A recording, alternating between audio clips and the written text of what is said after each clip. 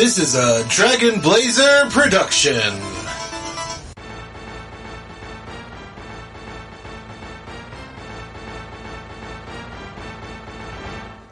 Coming down the aisle, it's the podcast tag team champions of the world, the Rage and Blaze Show.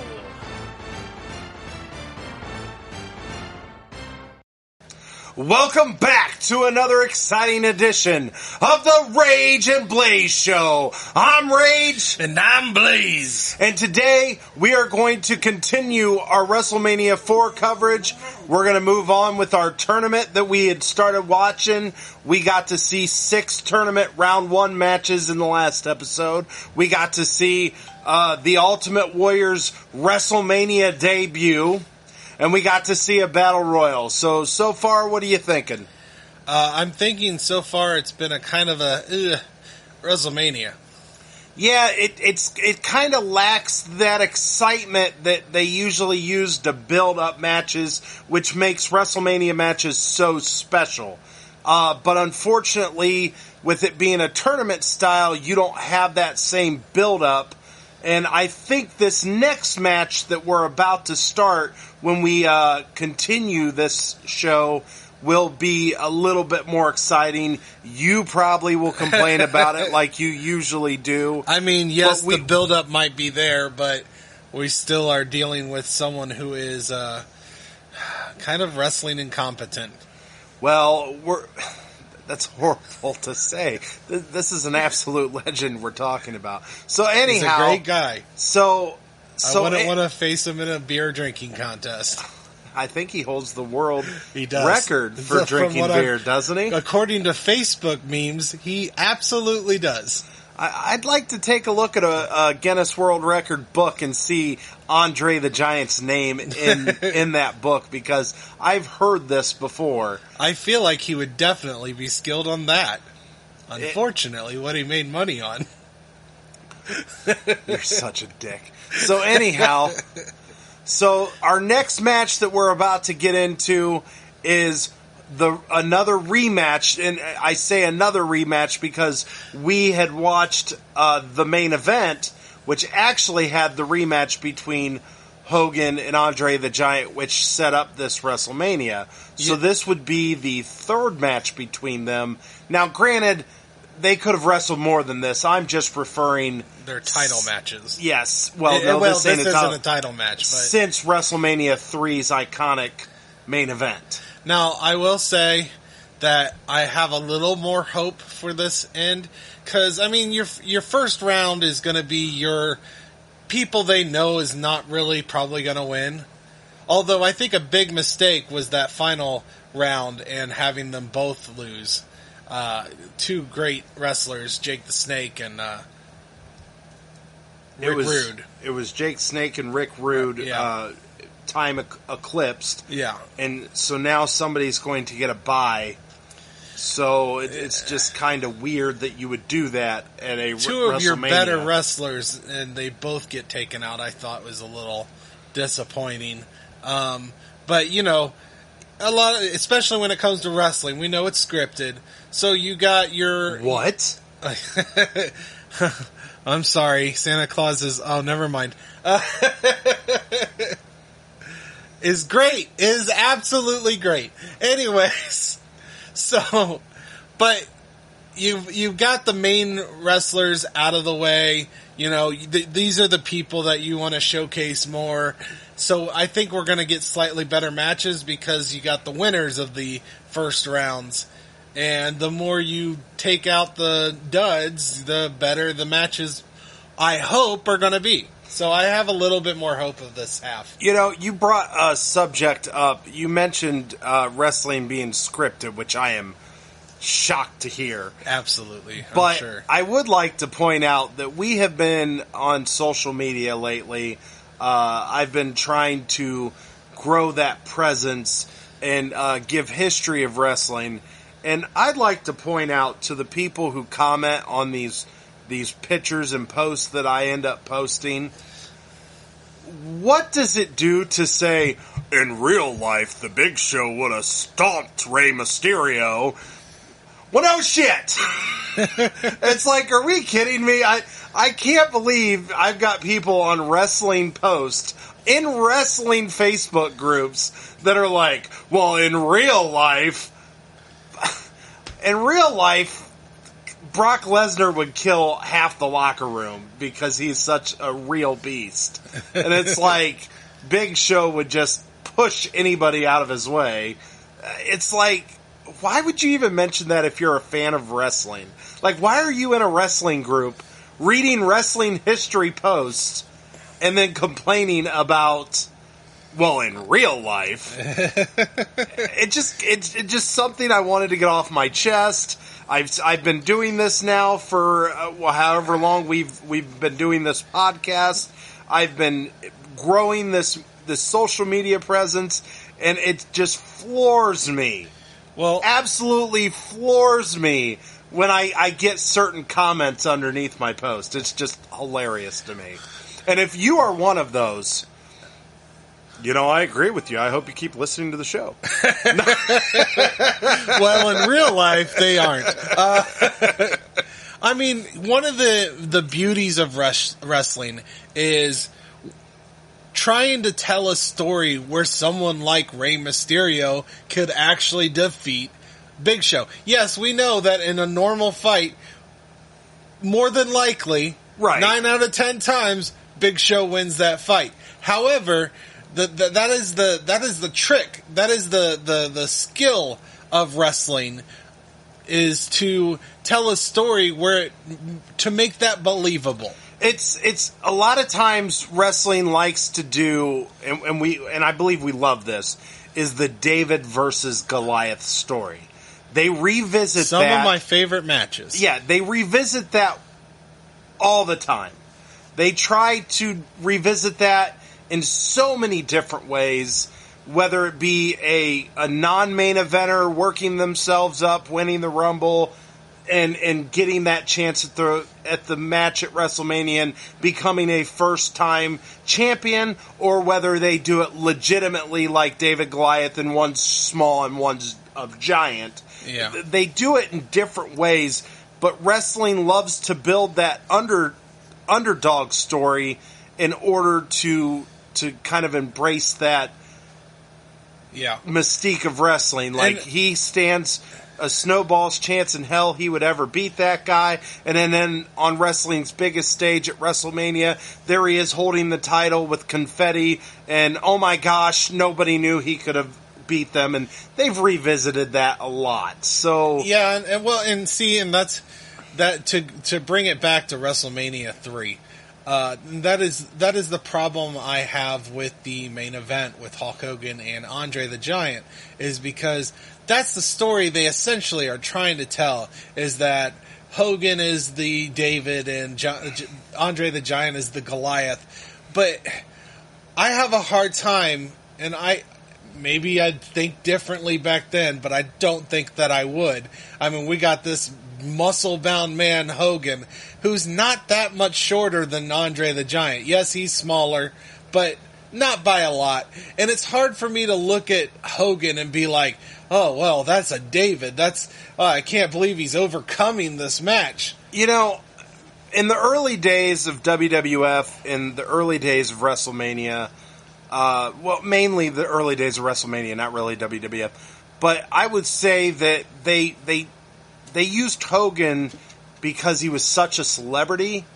They used him more to get people to buy that pay-per-view. And I get that. Because he was such a massive celebrity at the time that it just felt like they kept going back to him for several years. Keep in mind, this will be the first WrestleMania we have watched on the podcast that Hogan's not main eventing the WrestleMania, and then he main events the next several WrestleManias. Spoilers? Well, okay. Well, we don't think he will, but maybe there's a chance. I don't know. But anyhow, if you know your history of wrestling, you already know how this is going to end.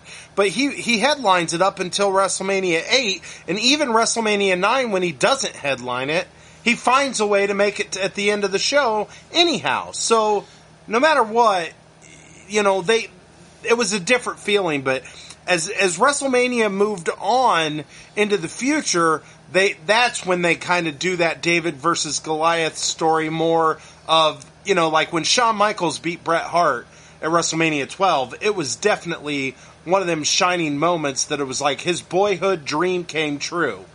They like to do that. I get that. All right, well, let's go ahead. And speaking of David versus Goliath, we're going to move on to our first match. Okay, so before we get into the next match, they give us a video package of the feud between Andre and Hogan. They take us all the way back before WrestleMania 3, at WrestleMania 3, and they show us the main event, things that led up to... That we watched, yeah. Yes, the moments that led up to this WrestleMania 4, why there's a tournament, so we get this big build-up, then we get the entrances, and this match didn't really last long, a little over 5 minutes. No, Hogan freaking poses longer than the damn match. This egotistical bastard. Hey, that's real American you're talking about right there. Uh-huh.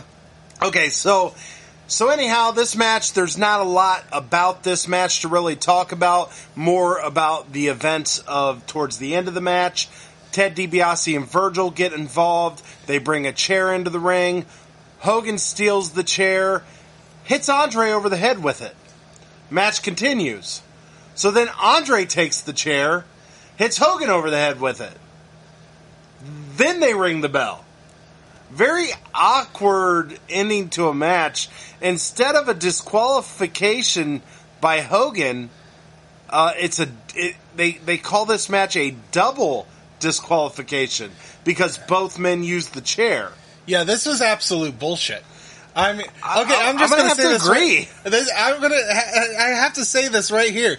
This is absolute bullshit.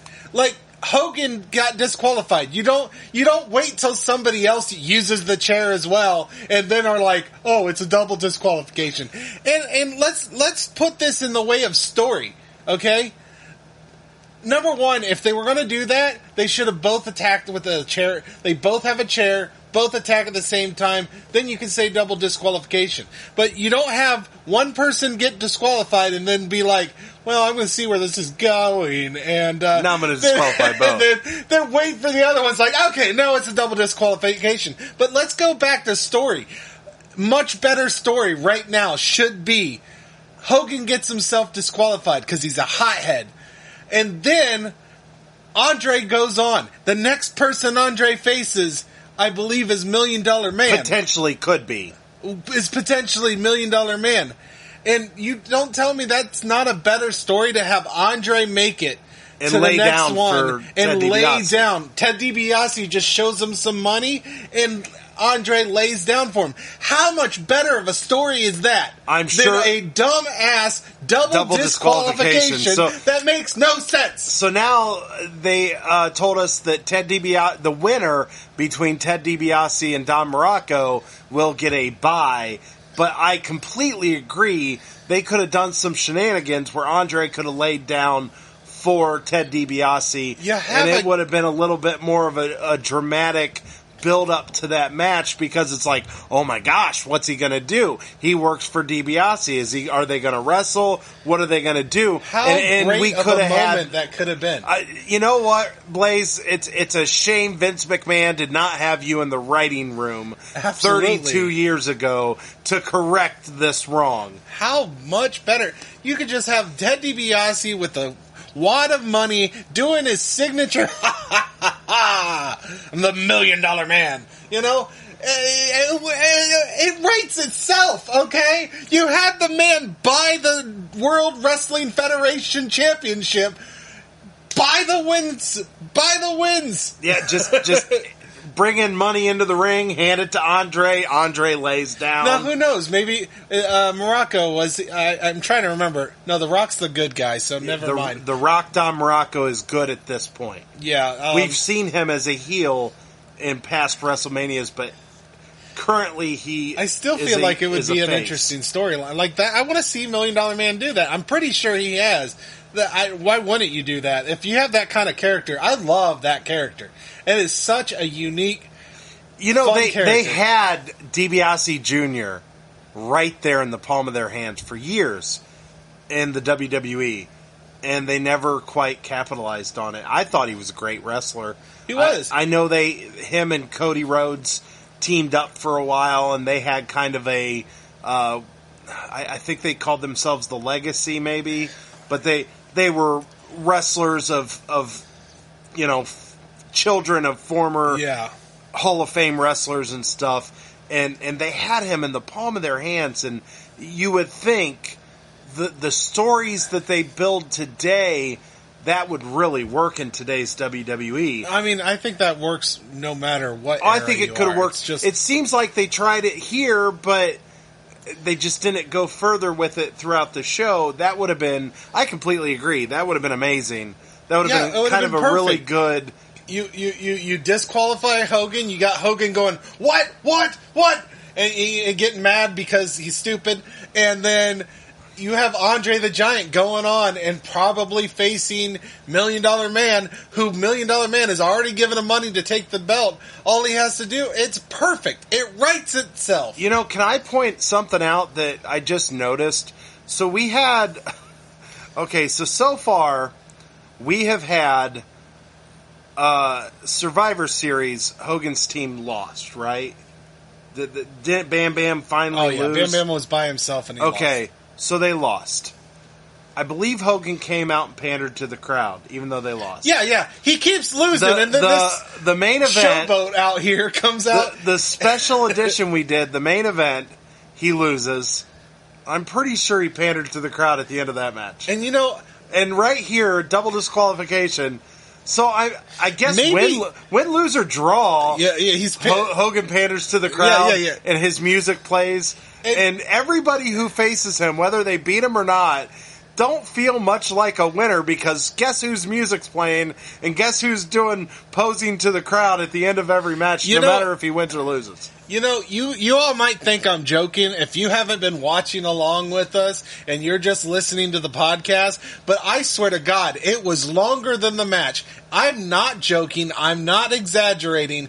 They replayed his music at least 3 to 4 times. I don't know. Over and over. But he did. After the match was over, he went out and he botched a suplex with Virgil. Don't know whose fault that was. Really, it was Hogan's fault. He botched a suplex with Virgil, comes back into the ring and starts doing his poses. And all that event combined, I think you're right. It probably lasted longer than the actual match. Check how long the match was, because I believe we've watched about 20 minutes of this program. I believe it started at 1:40, correct? The match was listed at 5 minutes and 52 seconds.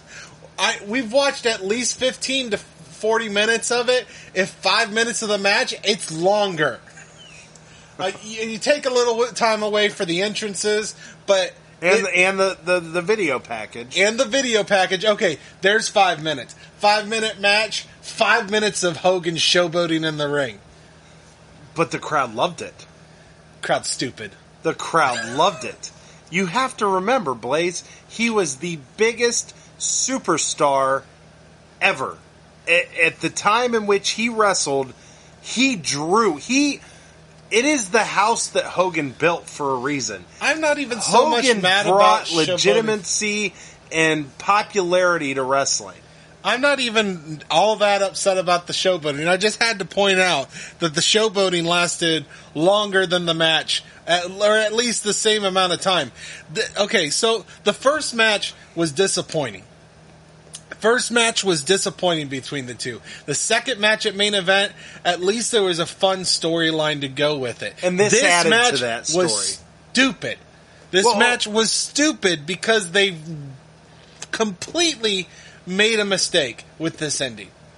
And it wasn't a good match before that. All it was mostly Andre the Giant and just choking Hogan the whole time. The man can't do a damn wrestling. And can we talk about that suplex on Virgil at the end? what the hell, Hogan? I think Hogan just forgot to drop with the suplex. He's like, Yeah, I don't feel like leaving my feet. so I'm just going to toss him. So he just kind of tosses him over his shoulder. Yeah, I mean, what the hell was I've never quite seen a suplex done quite like that. Because it was terrible. Because most wrestlers know that you follow through and you drop with them. It looked horrible. And you know what? I should apologize for the terrible wrestling from Andre, because Hogan's just as bad. Oh, now, come on. Based on that suplex. And Virgil's not a big guy. It's not like he should have struggled with that suplex. No, I think it was just Hogan, when he put him up in a suplex, realized that I don't really want to drop. Yeah. So I'm just going to drop you. Virgil, I'm not taking that drop, brother. You just fall. Boom! Okay, well, the good news is, for Blaze, I'm sure you will be ecstatic to hear that Hogan has been eliminated from the tournament, so we assume that that's the end of Hogan for this pay-per-view. Oh, I'm sure his dumbass will come out and pose at the end for another 10 minutes. And I'm sure the fans will love it, and I'm sure they will record it for that 10 minutes, and I'm sure viewership went up during that 10 minutes. And I will pray that you press that fast-forward button real quick. Will not. We are here. We promise the viewers. We will be watching this from beginning to end, whether Blaze likes it or not. Oh, just waterboard me, for the love of God. Okay, so let's move on with the tournament. Okay, so the next match we've got is The Rock, Don Morocco versus the $1 Million Man, Ted DiBiase. Now, this wasn't a bad match, wasn't a great match. It was just there. $1 Million Man had, he's selling his moments like he does. Yeah, he had a fun one where he jumped off the top rope, did a elbow drop. Don Morocco moved, and he sold that miss. He whiffed. Yeah, he kind of sold himself. Yeah, he sold his own, and it hurt. Okay, but what we really want to talk about was the way this match ended, and there wasn't any there was no outside interference or nothing. As they mentioned, Virgil must still be in the back being checked by doctors because of that. Because Hogan screwed up that suplex. Yeah, I was going to say, probably because Virgil got hurt on a botched suplex, probably. Not because he got suplexed, but that's the reason they explain that Virgil is not at ringside with the $1 Million Man. Which is weird that he could still have Andre, you would think, in his corner, but he didn't. But regardless, the way this match ended was Don Morocco looked like he had the match in hand and then went bouncing off the ropes. Ted DiBiase dropped on the ground and avoided, and then came back up, and then he picked Don Morocco up and just dropped him on dropped his neck on ropes. The clothesline. Yeah, on the ropes. Ropes, yeah. And it's like it choked him. They were calling it a clothesline, so I'm thinking like what we call a clothesline. Maybe they didn't call that a clothesline. No, they call it a clothesline. It just they just had both. I think that's just the way they referred to it. Anytime your neck gets choked or hit, it's a clothesline. Maybe, or maybe the commentary just didn't know what else to call it. But regardless, it chokes Don Morocco out. You can see kind of holding onto his neck. Ted DiBiase gets the pin 1, 2, 3. Very legal. Yeah, it was just no cheating. It was a lackluster end. I mean, it was just nobody thought that would be the end of the match. I don't think. Yeah, it was a just lot kind of these a weird matches ending. don't end in finishers. It's like you could just win with any move back then. Yeah, I don't know if everybody had that spectacular finishing move. Now the match is over because that move just happened. Because as we were talking about while watching it, is the $1 Million Man's finisher was a sleeper hold called the $1 Million Dream. Yeah. And I'm very upset because I did not get to hear... Okay, $1 Million Man has a fantastic theme song. And so far, theme song for him. He's been in the main events of these... Well, not necessarily him wrestling in the main events, but he was in the main event, and he doesn't have his music yet. And he's got a great song, that money, money, money, money, money. Everybody's got a price for the $1 Million Man. Right. So he comes out to no music, no posse with him, nothing. It was just kind of, it felt uneventful. I'm really, really missing my music and my entrance videos and pyros. And you brought something up that while watching this that I didn't even think about. You're kind of excited to see, when do we get the Titantron?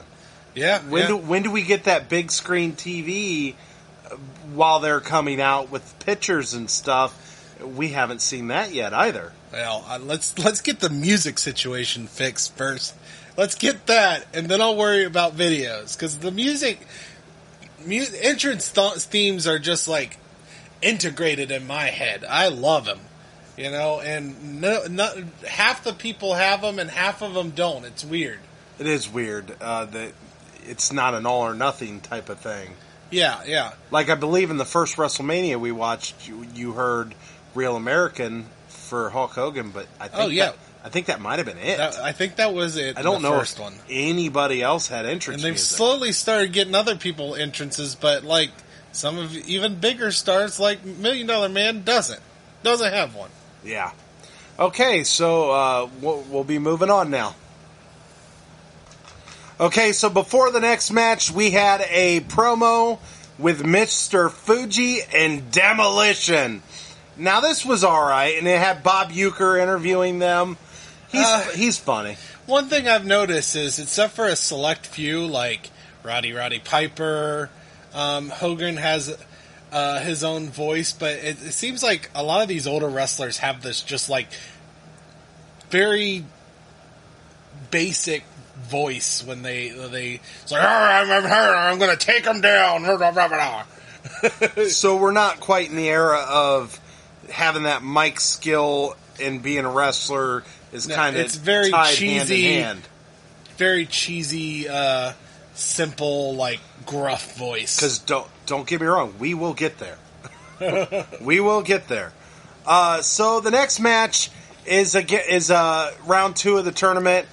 It is the Macho Man, Randy Savage. Well, you forgot to mention that they brought One Man Gang out to celebrate his victory of just not needing to face anyone. This is true. You're right. You're exactly right. They brought One Man Gang out and announced that he gets a bye.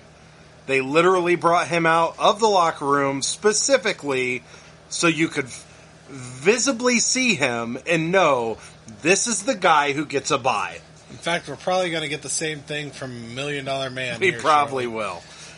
So then, after that, we get the entrances of Macho Man Randy Savage with Miss Elizabeth and Greg the Hammer Valentine with Jimmy the Mouth of the South Heart. So this was a pretty good match, I felt. Yeah, this one was decent. I had nothing to write home about, but not terrible. Not bad. But it was a very decent match, and the ending was very surprising. And my first reaction was the ending was a schoolboy roll-up pin. Well, no, it was a little more than that, too. It was Greg the Hammer Valentine was about to perform the figure 4 leg lock on Macho Man. And Macho Man, locks it and rolls him up for a schoolboy. It's not a traditional schoolboy. He was reversing a figure 4 leg lock.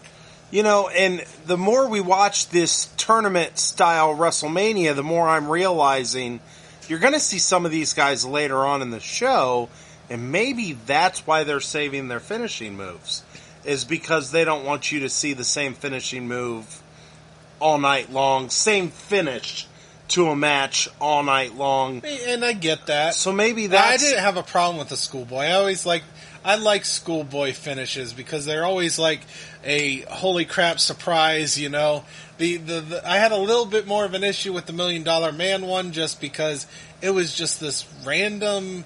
It didn't look devastating. Yeah, he got choked a little bit, but it just felt like a normal move you'd see in a wrestling match, and it was the end. It just it didn't seem like the type of move that would finish a match. Schoolboys are more based on a surprise and just a shock that you got performed it.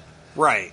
So this ended, and like I said, the way it ended, but the match was actually very entertaining. I enjoyed this match. There was a lot of good spots. It was fine. It was a back and forth, wasn't a squash match. Not one man had the advantage the whole match. There was a pretty cool spot where Macho Man goes for his double axe handle, which this is the second time he's gone for it.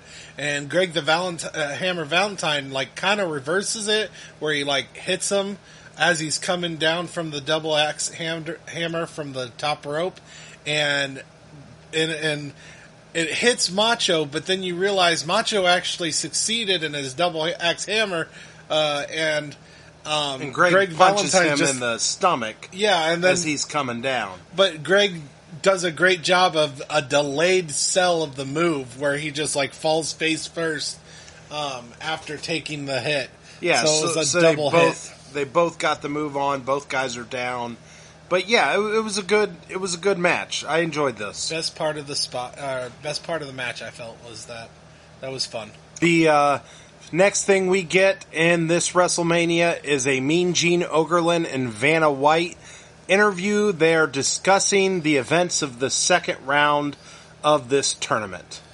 Yeah, Vanna White pretends she doesn't know Bob Uecker like most of the women in my high school. Wah, wah, wah. So now we move on to the WWF Intercontinental Championship match. This one is against Brutus the Barber Beefcake versus the Honky Tonk Man. With the Mouth of the South, Jimmy Hart, and Peggy Sue in his corner. His girlfriend. Yeah, Peggy Sue. I don't know if it's his girlfriend or is his fan. They described her as his girlfriend when he was facing to win the heart of Miss Elizabeth. So, but she still came out as his girlfriend, even though he was like, Miss Elizabeth wants me. Thank you very much. So this match was fun. I actually had a lot of fun watching this match. It had a lot of good spots. Honky Tonk Man. The more we're revisiting these WrestleManias and these old pay-per-views, the more I'm kind of falling in love with him. Yeah, I remember he's really him, great at the selling of the moves and stuff. I remember watching him as a kid, but as a kid, I'm like, oh, Hogan, oh, Ultimate Warrior. I'm like, these guys are my heroes. These guys are awesome as a kid.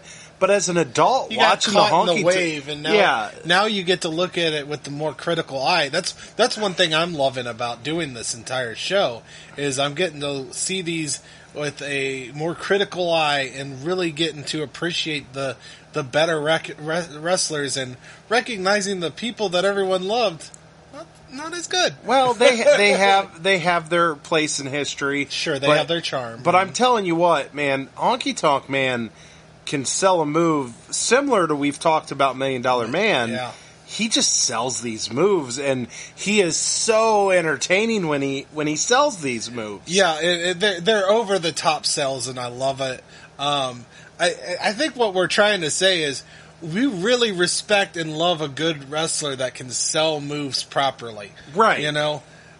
Don't just take the move and then nothing. These guys show that they got hurt, and they sell them. It's a great art form that more wrestlers should learn. Yeah. I know you want to be the best, and I know you want to look good with your moves, but selling other people's moves is just as important. Right. So anyhow, like I said, this was a very good match. And it appeared that Brutus the Barber Beefcake was going to win this match with a sleeper hold. But unfortunately, Jimmy Hart gets the attention of the referee and then beats him over the head with the megaphone. So there's nobody there to rule Beefcake the winner. Beefcake even lets go of Honky Tonk Man, thinking he won. He's even celebrating. It was kind of I'll tell you what, it was kind of an awkward celebration. It was like, he didn't really sell it too well, like, to sell the celebration. You mean he didn't pose for 10 minutes no, like Hulk Hogan does? He didn't really sell that he really believed he won the match. But I kind of was awkwardly watching him, thinking to myself, I think they're kind of playing it off like he thinks he's the winner, but he didn't really sell that all that well. And this isn't about his wrestling. This is just about his, the aftermath. So then when he realizes the referee's down, he goes and he chases Jimmy Hart under the ring, pulls him out, and he got the Clippers. Yeah, he gets bored and chases after the manager, So he starts giving Jimmy Hart a haircut. Snip, snip. I'm kind of sad because normally I like to defend the heels and doing heelish things. So far we haven't had any bullshittery. No shenanigans have happened yet. That is... what do you mean? I guess Jimmy Hart does knock over the ref. He was going to win the match. He gets the referee's attention, hits him over the head with the megaphone. So then we don't know 100% what's going to happen, but as Brutus is cutting the hair of Jimmy Hart, Peggy Sue comes in with a big jug of water and pours it on Honky Tonk Man to get him to wake up. He wakes up.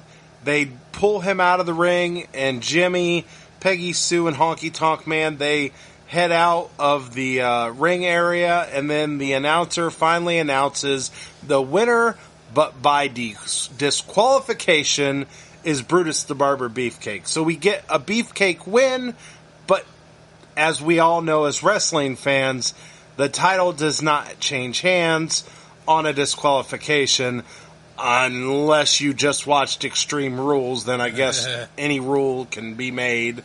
But normally, a title doesn't change hand on a disqualification. So that is how this match ends.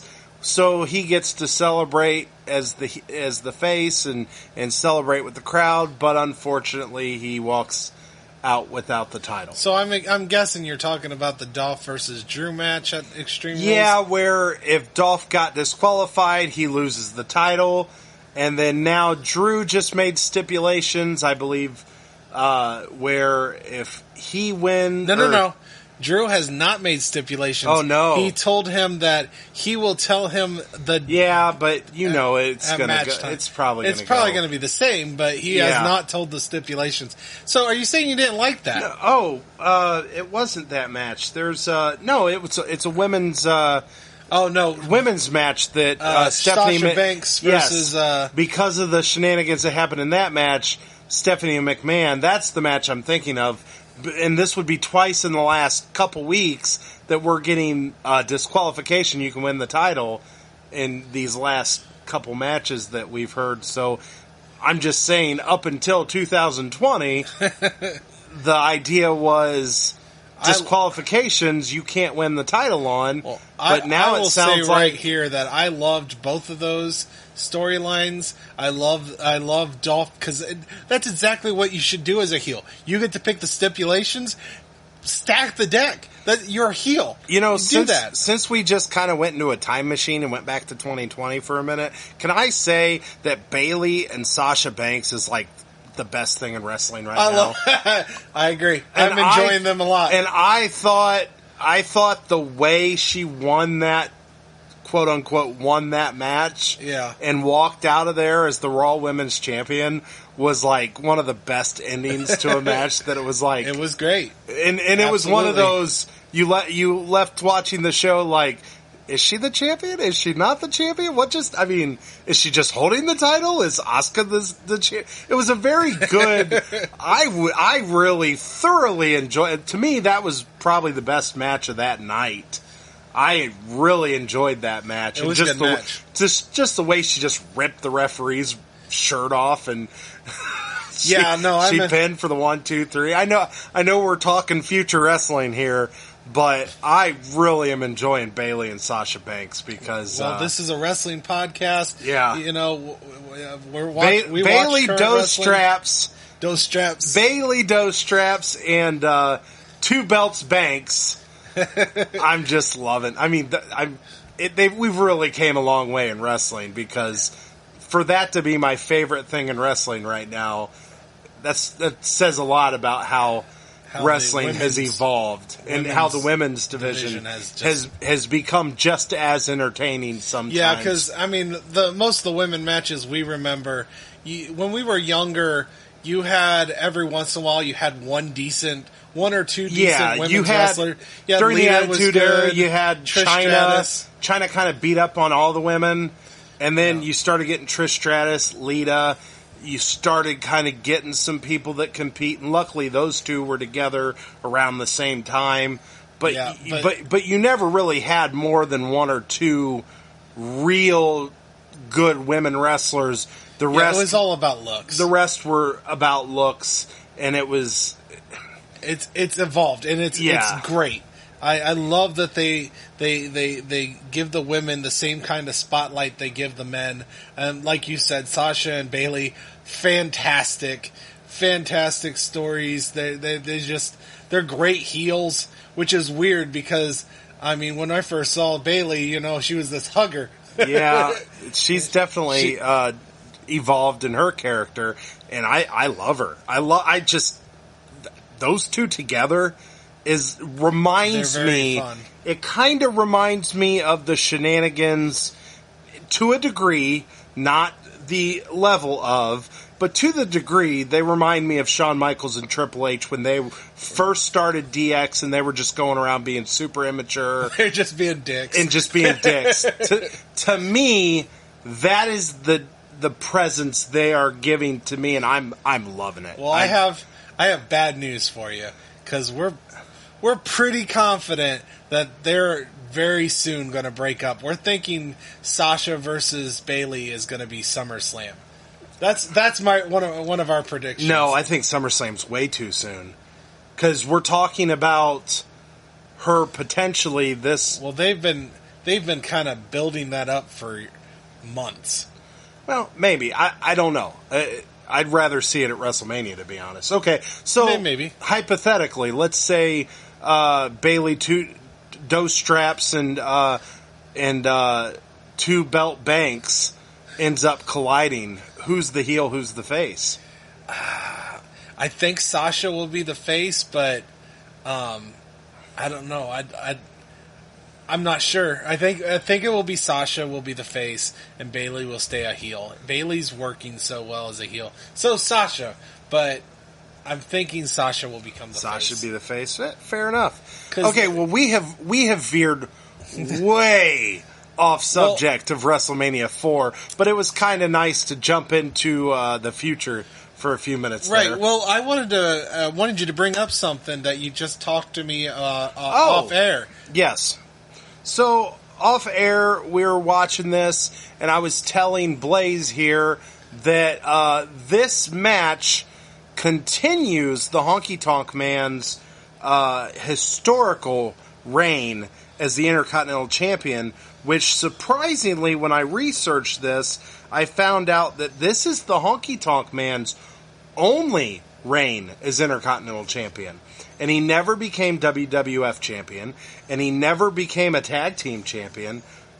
This is his only belt. This is his only title, and it is the longest Intercontinental Championship reign in the history to this day, because that and the WWE title are the only two titles I think that are still around that they hold that history with, because the world title is no longer, so it's now the Universal Championship. No, they also have the world title. The world title is the world title is gone. It's the Raw Raw Championship and the Universal Championship. I believe. So it's the WWE Championship and the Universal Championship. They retired the big gold belt and the World Heavyweight Championship. I could have swore they still look at one of them. I thought it was the I'd have to look SmackDown in the title. record books, but Unless they've switched them. I could have sworn believe the SmackDown original one- world title, it's the history's over, and that's a new title, I believe. No, I Anyhow, believe they keep the we prestige. can fact check that later, but the Honky Tonk Man's reign lasts 454 days, and because of the disqualification, his reign will continue. Correct. So hopefully, as we continue watching these pay-per-views, hopefully we get a chance to see the reign end, and hopefully it doesn't happen on an off show. So that'd be kind of nice to see, because that is historical. Yeah. So, moving on. Okay, so the next segment we get is kind of an iconic segment. It's footage they've shown us throughout the years for many years as a wrestling fan, and it happens here at WrestleMania 4. It's where Bob Uecker is interviewing Andre the Giant, and Andre chokes Bob Uecker, and you get that kind of that imagery that you've seen. Anytime they're talking about the legacy of WrestleMania, or anytime they talk about the legacy of Andre the Giant, that's one of the moments you've seen footage of, even if you wasn't around watching wrestling back then. Yeah, you see it often. It's like a comedic spot. Yeah. So, I mean, and Bob Uecker sells that choke so well. So well. So anyhow, so we get that, kind of iconic segment, and then we move on to a 6-man tag team match. And that match is between the British Bulldogs, Davey Boy Smith and the Dynamite Kid, and their partner, Coco Beware, versus the Islanders, Haku and Tama, and their partner is Bobby the Brain Heenan, and Bobby the Brain Heenan comes out, and this is definitely your comedy spot of the night. Even though there was great, good wrestling going on. This is probably the best comedy match that we've gotten. This was a good comedy segment where you had Bobby the Brain Heenan come out in this what I don't even know what you call those protective suits that if you're training a dog. Like a lot of police officers, when they're training a dog, they wear this padded suit to allow the dog to bite them. That's what he is wearing throughout the whole match. Yeah. And it's all because he's worried about the dog Matilda, which the British Bulldogs bring out. So it's kind of funny, but to be honest... Matilda does have magical powers, so, there's that too. So it's just kind of funny because... there was actually some really good wrestling going on in this match, but you had that little comedy aspect of it. And the match actually ends with the Islanders slamming Bobby the Brain Heenan onto Coco Beware, and he just happens to be there, and he gets the pin 1, 2, 3. But I thought this was a really fun match, and I'm usually pretty critical on the comedy segments. Because I like WrestleManias, I like some of the great matches. I don't mind but comedy this one segments. mixed it well. I don't mind comedy segments so much as the comedy segments we've gotten have been either offensive or terrible, or a little bit of both. Maybe so. But this one was the right amount of comedy with the right amount of actual wrestling going on. Yeah, you got a manager in there wrestling with this giant bulky suit. And then there was also some cool spots like Coco Beware when they both lifted him up. Yeah, he did a really good little double reversal move on the Islanders. Yeah, it was a really cool one. I don't even know what you would call that, but he had his legs hooked to one of them and his arms hooked to the other, and he kind of spun them both around. Yeah, I think one was kind of like a bit of a hurricanrana in a way. Kinda, yeah, and it was like a reversal. It looks like they were about to do a tag move on him, but he was able to turn it into this reversal. Yeah, it was that really was a cool really spot. That was a really fun, cool spot. But I tell you what, I don't know how much I can praise this match because this really was. I really enjoyed this. Yeah, this will be probably one of the first times the comedy section is not my worst of the night. Yeah, it's not going to. It's definitely not going to be worst of the night. It might be leaning towards best of the night so far, but I know we still have the main event, and I'd have to really kind of go back because this WrestleMania, as much as we have talked about it being kind of a little bit more uneventful. Just because I think you lack a lot of the matches with the feuds and everything. It's this tournament style. Outside of how uneventful this one feels, I still do feel that there hasn't really been a bad match to just... It's not... There's no... There's not been no bad, matches that are feel offensively bad or, like, really bad. It's going to be hard to pick a bad match of the night because the matches have just been... fine for the most part. No, there's been solid, good matches. Some of the matches, I have a feeling the bad match of the night is going to be more on your side of it just lacked something special. Yeah, I'm having a hard time deciding that maybe other matches probably reached. So it's really going to be kind of difficult with this one because there hasn't been a terrible match, but there hasn't. I don't know if there's been that Ricky the Dragon Steamboat Macho Man Randy Savage epic amazing match yet either. I do think I have my worst match so far. But oh, you're going to go Hogan Andre, aren't you? It's because so horrible. It is a terrible ending. Terrible ending. You know what? I might actually agree with you on that one. Because I'm having a hard time too. But we will save that for the segment of the night. So, after this match ends, the Islanders and Bobby the Brain Heenan did win this match. But after this match ends, we do get, for some reason, a announcement of please welcome Jesse the Body Ventura. Yeah, he just goes up there and he just kind of poses and pulls a Hogan and showboats. Yeah, basically exactly what he does. He basically pulls a Hogan and showboats and everything, and that's pretty much what we get with Jesse the Body Ventura. It was a very odd segment. I don't think they were inducting him into a Hall of Fame. They were just... No, we don't have Hall of Fame we'd like to direct your attention to a legend of the business, Jesse the Body Ventura. And it was like... Yeah, so far why? We don't have the induction of the... Like... Nowadays, every WrestleMania, you have the induction of the Hall of Fame. I don't think the Hall of Fame was created until the 90s. I think maybe 92, 93. I don't know. We might have to look into that. Yeah, we'll have to look into it. But yeah, there's no Hall of Fame yet. So we'll get to that. So let's move on.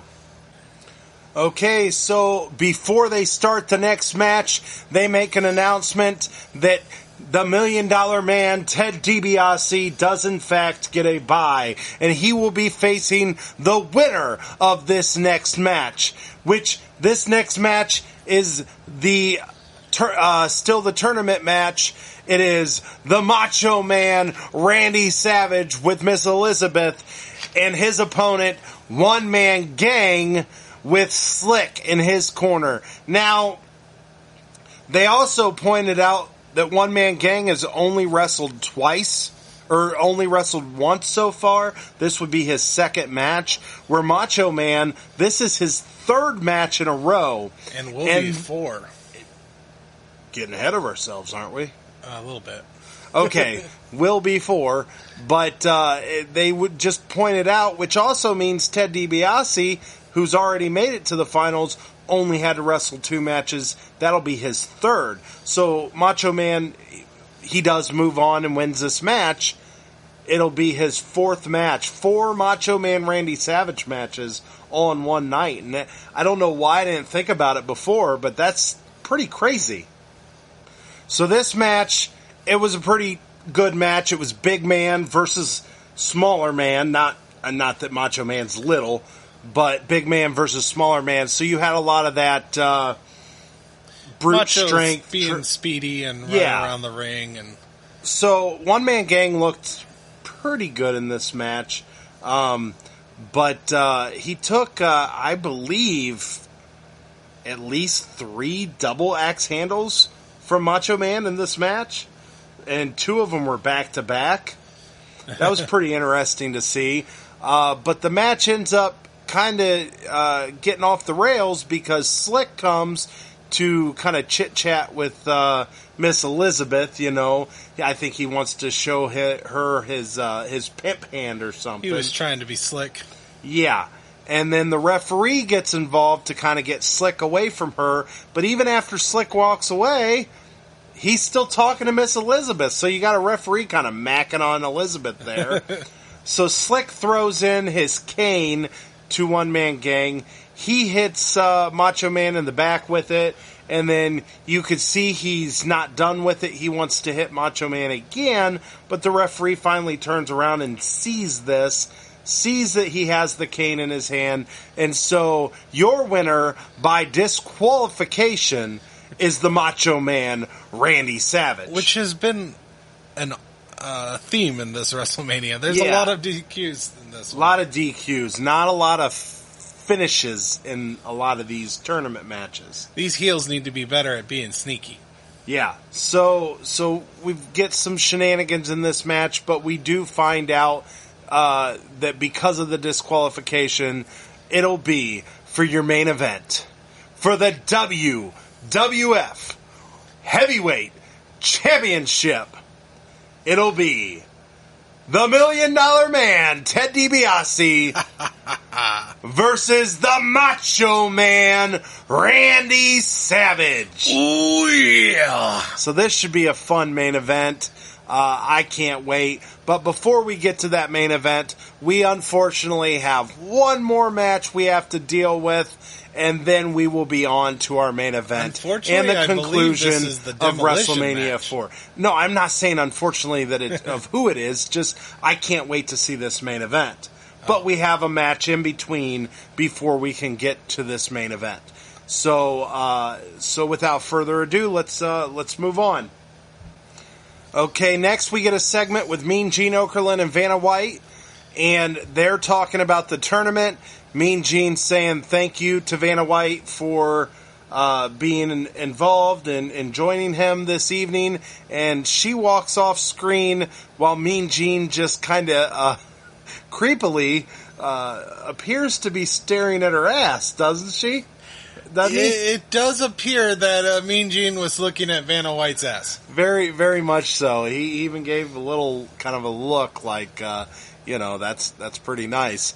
So then here comes Bob Uecker running in after Vanna White already leaves, and Mean Gene says, "Look, Vanna White's already left."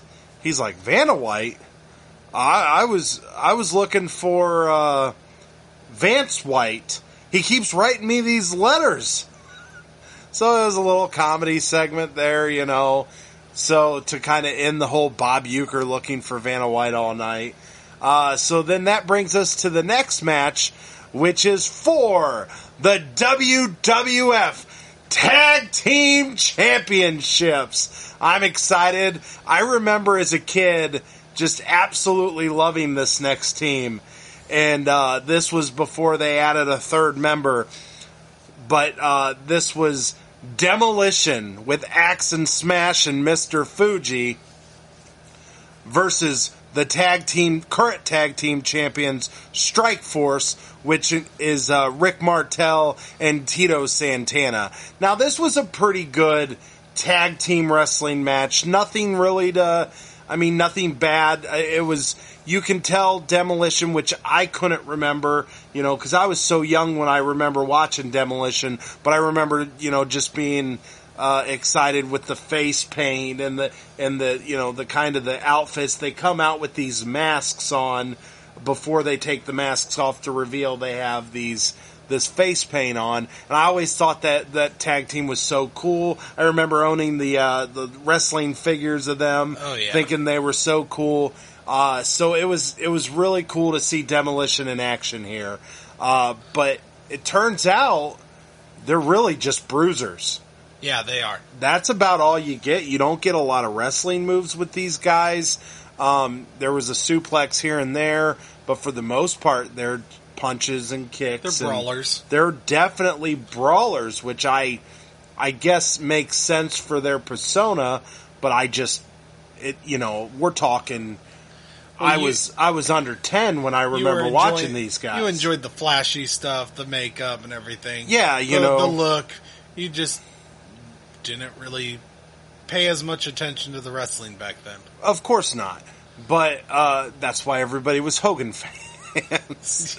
So, hey, and I'm the one bashing. No, I'm just saying Hogan does some wrestling moves here and there, though. But I mean, But Demolition was definitely bruisers. This match was it was a pretty fun one to watch. And it ends in chaos yet again, kind of been the theme of the night. And we get to see our second match with a cane being used. This is not the first time we've seen a cane used in a match. He was just making sure, he thought this was his cane. He wanted to see if it was his, and he just tripped. Oh, is that right? So Mr. Fuji gets up on the apron. I believe it was Tito Santana goes and tries to knock Mr. Fuji off of the apron. Well, in the meantime, Mr. Fuji drops his cane. So then, and I don't remember, it was Axe or Smash. I think it was Smash. Grabs the cane, hits Rick Martel over the back with it, and Axe gets the pin, 1, 2, 3, and we have new WWF Tag Team Champions of the World, Demolition. Yeah, all serious aside, or all seriousness, this is a tag team that knows how to cheat properly. Do it behind the ref's back and get away with it and win the match and win the titles. That's a fair argument. So yeah, this was a fun match. It had your heel, winning, the crowd booing. But this was a good match. We got to see a title change tonight, so I was happy with what we saw here. Yeah, it was a decent match. Okay, so before they start the main event, we have Bob Uecker gets brought out, Vanna White gets brought out. She kisses Bob Uecker. He looks all excited over that, and then it's time to move on to our main event, which is for the vacated World Wrestling Federation Heavyweight Championship. So first off, we get the $1 Million Man, Ted DiBiase. He comes down with Andre the Giant, like I think we kind of mentioned earlier. No music, still no music. It was kind of odd, because it felt like kind of a long walk for the main event with no music. It was just, we're getting to see everybody come down the aisle, but half of them don't have music, and your main event, $1 Million Man, does not have any music coming down the aisle. Yeah, and we know he's got an iconic song, so we're just guessing. I've already bitched about it earlier. We're guessing that song has not released yet. They have not played that song yet. So hopefully, maybe the next event we see Ted DiBiase, maybe we'll get that money, money, money, money, money. I believe that was Shane McMahon's music. Oh, no. It just depends how you sing it. Money, money, money, money, money. That was Trump's music, I believe, during his WrestleMania appearance. So, anyhow, got a lot of money music. Money, money, money, money, money. So then we get Macho Man Randy Savage with Miss Elizabeth. They start coming down the aisle with Miss Elizabeth kind of looking like she's just disgusted with the fans. Well, they're reaching out for high fives. They're reaching out for high fives and stuff, and her arms are just kind of up, like, "Ew, don't touch me." so we just kind of noticed that. So she definitely was not into being touched by the fans. So this match starts off, and very early on, you see Andre's going to be a problem. He trips Macho Man twice right off the bat. Trips Macho Man where the referee doesn't see it, and you can tell this is going to be a problem. These are like quick trips too. Like you don't even notice it until he falls. Very sneaky. Very sneaky. sneaky. So then Macho Man kind of goes over and says something to Miss Elizabeth. Miss Elizabeth goes down the aisle, which You can tell she doesn't like that. Crap, there's no one to stop me. Oh, don't touch. And you start hearing chants of Hogan. So here he comes. Miss Elizabeth goes out and gets Hulk Hogan to even the score. He grabs a steel chair, unfolds it, and sits down. And I thought chivalry must already be dead here, because he sits in the seat and makes Miss Elizabeth just stand there. Found that very odd. Oh, he probably offered to let her sit down on him. Oh boy. This is very possible. Anyhow, so he sits there and just he's like telling the referee, I'm just here to watch the match, brother. So, then finally, it happens again. Andre kind of gets involved, pulls Macho Man out of the ring while the ref is not looking once again, and here comes Hogan to attack Andre and even the score. So that's what happens here. More stuff happens in the ring, and eventually Hogan finds his way into the main event. Yeah, he finds himself in the ring in the main event, even though he's not billed to be there. He comes out into the ring with the steel chair, and behind the referee's back hits Ted DiBiase with the chair. Blatant disregard for the rules by Hogan. So DiBiase lays perfectly in the center of the ring, so Macho Man can go up top, and does his iconic flying elbow. 1, 2, 3. We have a new World Wrestling Federation champion, the Macho Man, Randy Savage. And they do their celebration. Macho Man hands the title to Miss Elizabeth, puts her over his shoulders, and you get the iconic image of her holding the winged WWF title, and he is the new champion, and this is the end of WrestleMania 4. No cheesy credits this time. Nope. No flash pictures or still pictures. We get pretty much just an ending. It just ends with them celebrating. So freeze framed Macho Man holding Elizabeth with the belt, and they just finish it off with they keep playing his music.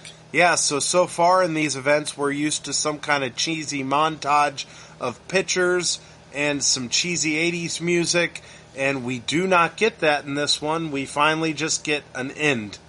And that is our main event. So what did you think of WrestleMania 4 now that we have concluded it? Well, wouldn't you like to know how I felt about the match first? Okay, let's talk. Let's talk about the match. I guess I thought it was a decent match. It was a good match. It was a good match. It was a fun match. A lot of story building in this match. This wasn't as of great of a match as Ricky the Dragon versus Macho in WrestleMania 3. I don't think we're going to see that for quite some time. We get a little bit of story building in this match. So now that do you want to talk more about this match? Nope, it was a good match. Look, I love Macho Man, and as of right now, he's a face. So it was kind of a weird end seeing Hogan come in and essentially cheat for him. Well, I think the idea was they were already cheating, and Ted DiBiase. I get that. Ted DiBiase has put them through so much hell that it was just kind of like they felt it was fair, evening the score. I think that was kind of the idea behind it. And I get that. So that concludes WrestleMania 4. Now that we have concluded WrestleMania 4, what did you think of this event? Well, the second half was definitely better than the first. Still kind of a lackluster WrestleMania for me. Even the main event, I mean, it was decent. It was a good match and everything, but it was... I expected more. Yeah, there wasn't really that special, iconic match that I'm really having a hard time. people would just talk about, I felt. That you kind of you didn't have that moment that was just like, this is an amazing WrestleMania. And you usually get at least a moment or two in every WrestleMania that kind of you point at, oh yeah, that was WrestleMania 12, that was the Iron Man match, or WrestleMania 14, that was, you get those kind of those moments, and it just wasn't there this time, was it? No, there really wasn't anything outstanding in this WrestleMania. Yeah, it's kind of a forgettable WrestleMania. You do have some iconic, I guess you do have some moments they still play. Miss Elizabeth sitting on his shoulder with the title. I've seen that imagery a lot. Andre choking Bob Uecker happened in this WrestleMania. But as for matches and the show in general, it just really was kind of a blah WrestleMania. Yeah. And I hate to say that because I really enjoy the old wrestling shows better. And I'm missing Roddy Piper. Yeah, still no Piper. Not 100% sure if he was injured around these years. We might have to research that and find out what happened to Piper because he was definitely missed. He brings a specialty to these shows, and unfortunately we didn't have him in this show, so I'm not sure. And we haven't had him in the last couple shows, really, have we? No, we haven't had him since, I think, WrestleMania 3. So I looked it up, and yes, the last time we had Piper was in WrestleMania 3. Apparently, Piper said that he was retiring win, lose, or draw against Adrian Adonis in WrestleMania 3. He won, and he retired.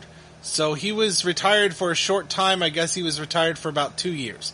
So we're not going to see Piper for a couple more shows, probably. Okay, so that makes sense. And so what did he do during these years? He was filming the cult classic They Live.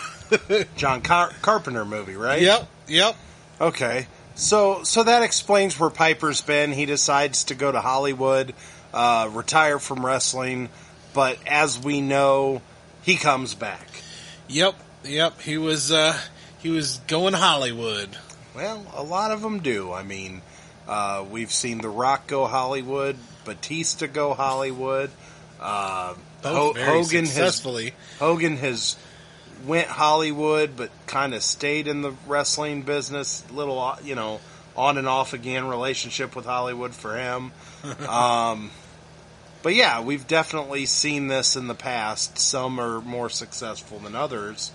Obviously, The Rock being the most successful. I think WrestleMania 4 could have really helped with Roddy Piper in that. Yeah, we were definitely missing him. So before we continue, let's go ahead and finish that letter Boomer sent us. Yep, let's finish it up. So he says that originally they were going to have the $1 Million Man win the WWF title in the tournament.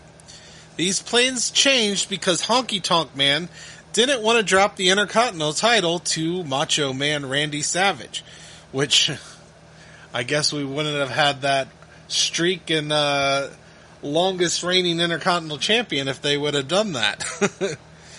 So Vince decided to have Randy win and become the World Champion, which worked in the long run because it led to the Mega Powers storyline. Okay, which as we know, the next event we're going to be covering will be SummerSlam, the very first SummerSlam in 1988, and it will have the Mega Powers versus, I guess they're not quite Money Inc. yet, but Ted DiBiase and I believe Andre the Giant, they'll face off in the first SummerSlam. Which they kind of set up for SummerSlam with this pay-per-view. And you can see that they're really building these matches up. We're talking as far back as it would have been Royal Rumble and everything. And they're really building this feud. Well, you got to realize they didn't have, like nowadays, we have a pay-per-view every single month. to build up and then face in feuds. You have a weekly show every week nowadays, and then a pay-per-view. So we just started getting pay-per-views only 4 out of the year. Yeah, it's definitely, the business appears to be growing. So you can definitely see that you're definitely getting just a good, lengthy feuds going on. I mean, before this feud with Hogan and Andre, and then $1 Million Man adds to it, and then now Macho Man is adding to it. Before that, we had the Macho Man Honky Tonk feud for several different events. We saw that feud kind of mustering up and everything. So it's really cool to see. I mean, with only 4 pay-per-views a year, which until we watched SummerSlam, we hadn't even got to that 4th pay-per-view a year. And Royal Rumble was a TV special, not a pay-per-view at first. So It's just kind of neat to see they really kind of took their time to add to these stories up until a WrestleMania, up until a Survivor Series and everything. So that's very interesting, because nowadays you build that story and then it usually either ends at a pay-per-view, or they might drag it through a couple pay-per-views without a very good conclusion or whatever.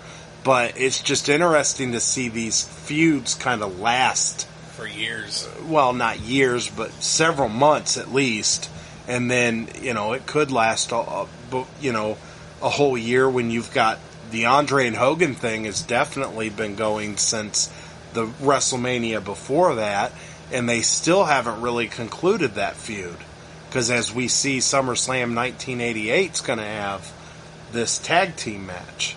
So it's just kind of interesting to see. But enough of that. Let's go ahead and ask about the best and worst matches of the night. Let's move on to that segment. Favorite match of the night. Okay, so favorite match of the night. For me, I'm actually going to have to go with the 6-man tag team match. The Islanders with Bobby the Brain Heenan versus the British Bulldogs and Coco Beware. I don't know why. I just thought that was the best, funnest match of the night. I really enjoyed it. I thought there was a lot of good spots. And surprisingly, I'm going to have to give it to that one. It had probably the best spot. The little reversal when they had Coco Beware up was probably one of the most interesting things to happen. This is a tough one for me. I have a clear-cut worst match of the night. Best match? I don't know. I kind of want to say Macho Man and $1 Million Man, mainly because of the people involved. And it wasn't a bad match, but nothing... I guess storyline-wise, it was an entertaining match. So for you, there was no actual match that just jumped out at you as this was the showstopper. Yeah, none of them. Really, there was... I don't know if I think this show deserves a best match. Well, I'm going to force you to pick one. So are you going to go with Macho Man and Ted DiBiase? By default. By default. I suppose. Okay.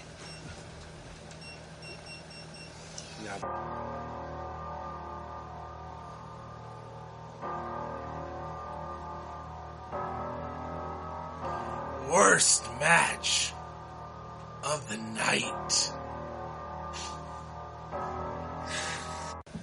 Okay, so much like how Blaze didn't have really a clear-cut winner of the night, that's kind of where I'm at right now with a clear-cut loser, because as much as there wasn't like a standout greatest match, there really wasn't a standout worst match either. So I'm gonna go to you first so I can kind of think about this. What do you think your worst match of the night was? This one was a little easier for me. It's the Hogan versus Andre match. I just bullshit finish. Not a great match. Yeah, and 10 minutes of it is Hogan standing and posing in the ring. You know, I'm actually, I hate to do this, but I think I'm going to agree with you, because the Andre Hogan match really wasn't much of a match. It was a lot of story driven, which is fine, but there really wasn't much to it as a match. And just based off of that opinion alone, I'm going to agree with you that was the worst match of the night. Yeah, it's definitely the worst match in my book. All the other matches, like I said, I had troubles finding the best match because some of them were, a little better than others, and maybe I should have picked one $1 Million Man, really, because $1 Million Man didn't sell the moves as much. Like, he didn't have any really fun, flashy sells in the Macho Man match compared to the ones he had earlier. I was going to say, in the Jim Duggan match, that almost competed for my best match of the night. I agree, but just because of $1 Million Man. it was a fun match. Yeah, but so definitely clear cut worst match of the night is Andre versus Hogan. Okay, so we have 4 WrestleManias under our belt now. So let's move on to ranking these things. WrestleMania rankings. Okay, so we're going to rank these things. For you, Blaze, I want to know, what is the bottom of your list? All right, number 4 for me. It's going to stay WrestleMania 1. Okay. I'm also going to go WrestleMania 1 for 4 for me. Number 3, WrestleMania 4. I'm also going to go WrestleMania 4. Number 2, WrestleMania 2. This is getting redundant. WrestleMania 2 for me, and WrestleMania 3, obviously. WrestleMania 3. Is number 1 for both of us. So far our opinions aren't really differing here. So our rankings look pretty similar. Well, I mean, WrestleMania 1 was just like I said, I've said it before, you've yelled at me, it's a glorified house show. It's definitely the least feeling of WrestleMania. WrestleMania 4, it's not necessarily that it's a bad pay-per-view, but there's just nothing that shines. There's nothing that really shines. Other than Macho Man winning the title, just because I like Macho Man, hey, yay, but it wasn't a showstopper match or anything. So it's just, WrestleMania 4 just stays slightly above WrestleMania 1 for me, just because WrestleMania 4 did have, it wasn't horribly offensive, it just wasn't horribly, majorly great either. So it's mostly just lack of anything. And then WrestleMania 3 wins, in my book, as the best one so far, simply because WrestleMania 3 has one of the best matches, the best match we've seen so far. So I imagine it might not stick as my number 1, because overall the show wasn't as outstanding outside of that. But for now, so far we haven't had just a blockbuster WrestleMania in my book, but we have had a blockbuster match, so that it's clear-cut winner as of right now.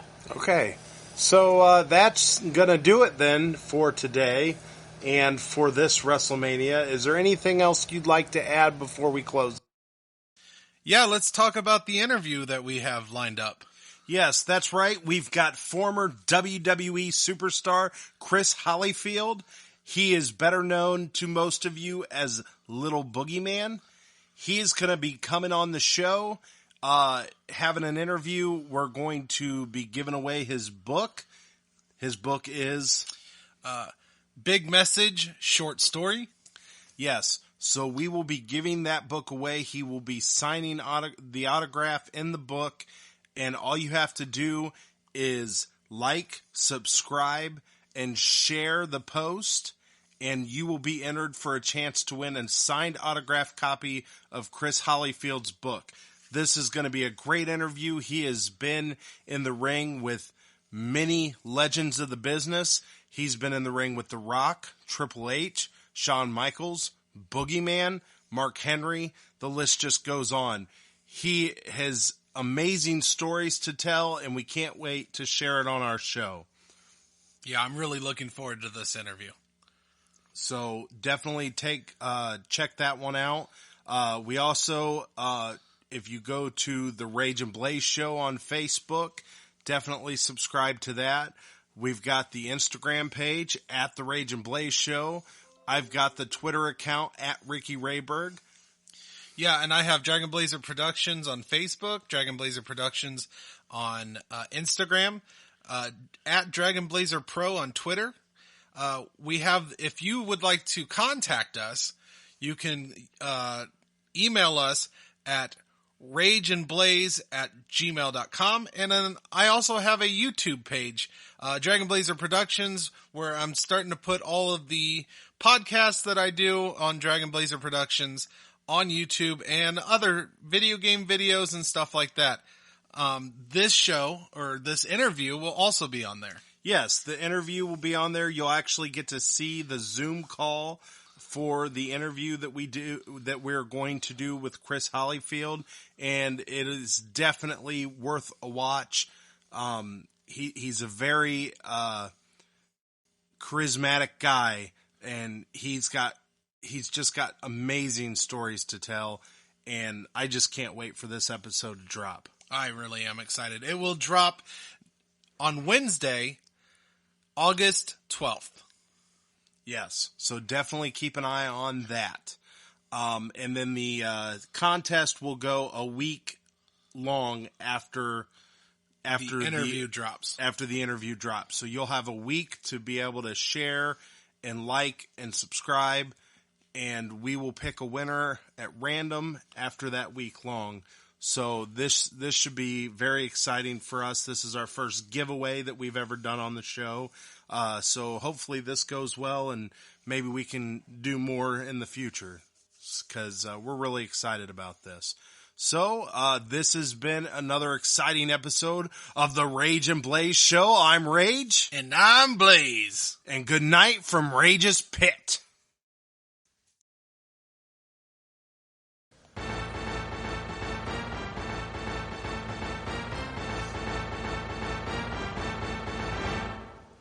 And here is your winners, and still podcast tag team champions of the world, The Rage and Blaze Show.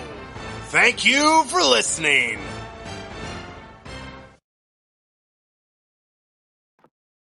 Hey, if you like that video, please like and subscribe my production company, Dragon Blazer Productions. My name is Steven. You also might know me from the Rage and Blaze show as Blaze.